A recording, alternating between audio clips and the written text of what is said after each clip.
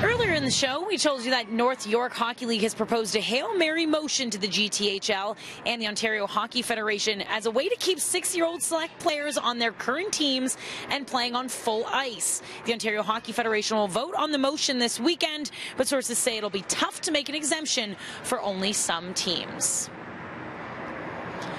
Now, as you may have saw earlier in the show, I was joined by John Winstanley, who is the athletic director at Everest Academy. And at Everest, they've already implemented this cross-ice play. And while that might not be enough for you, how about Auston Matthews, who says cross-ice play is why he's become the player he is? I mean, it's daunting. It's huge. Yeah, that's the main thing. It's just size is just too big. Oh, no, it's too big.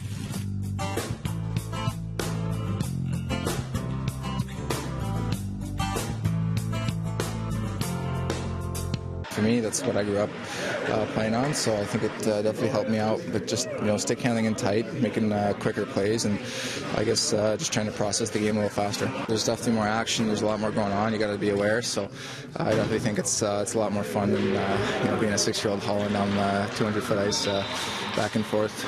Should have been happening a long time ago. There's nothing worse. I mean, it's just pack hockey. You see 5 chasing the puck over here and 5. It's a waste of time. Your opinion as a coach of kids, smaller rink, better idea? I personally like it, yes. I think people are too caught up in wins and losses in this city. Right from 4 or 5 years old, it's become a culture that we need to kind of get away from. Now, something parents brought up that was an issue was that the actual equipment to use to split the ice up into those smaller rinks is really expensive. Is that something that needs to be looked at? It is. We have the pads here that we use.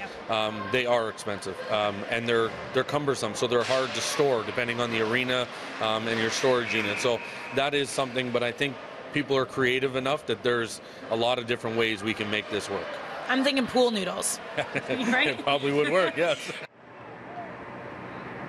And when you look at NHLers who use these cross-ice things, it's true. Pat Quinn was the king of cross-ice hockey. He always made sure that the Maple Leafs were implementing that in practice as a way to work on their stick handling. And, of course, for little kids, what's more important? Work skating and, of course, a little bit of fun.